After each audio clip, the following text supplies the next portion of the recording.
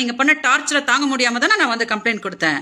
Complaint கொடுக்க வந்தா ஆமா அவ என் பொண்டாட்டி தான், நான் பண்ண டார்ச்சர் தாங்க முடியாம தான் வந்து கம்ப்ளைண்ட் கொடுத்தா அப்படின்னு சொல்லாம உங்க பொண்டாட்டியான என்னையவே போய் திமுக கூட கோர்த்து விட்டு மேடையா போய் வந்து திமுக கார வந்து அவளை கூட்டிட்டு வந்திருக்கான் அப்படின்னு ஒரு கேவல பிடிச்ச ஒரு வேலையை பண்ணீங்களே. நீங்க நல்ல அப்பனும் ஆத்தாளுக்கும் போந்துருக்கீங்களா? அப்புறம் என்ன சொன்னீங்க? கண்டிப்பா நான் ஒரு நாள் ஜெயிப்பேன், அப்போ உங்களெல்லாம் உண்டு இல்லைன்னு ஆக்குவேனா? அப்படியா சீமான்? கிடையவே கிடையாது. இந்த ஜென்மத்தில் நீங்கள் ஜெயிக்க மாட்டீங்க. என்னோட சாபம் உங்களை ஜெயிக்கவே விடாது. இப்போ கூட நினச்சிட்டு இருக்கீங்களா தொண்டை வத்த கத்த கத்த நம்ம வந்து ஜெயிச்சிருவோம் அப்படின்ட்டு? ஒன்றும் கிடையாது.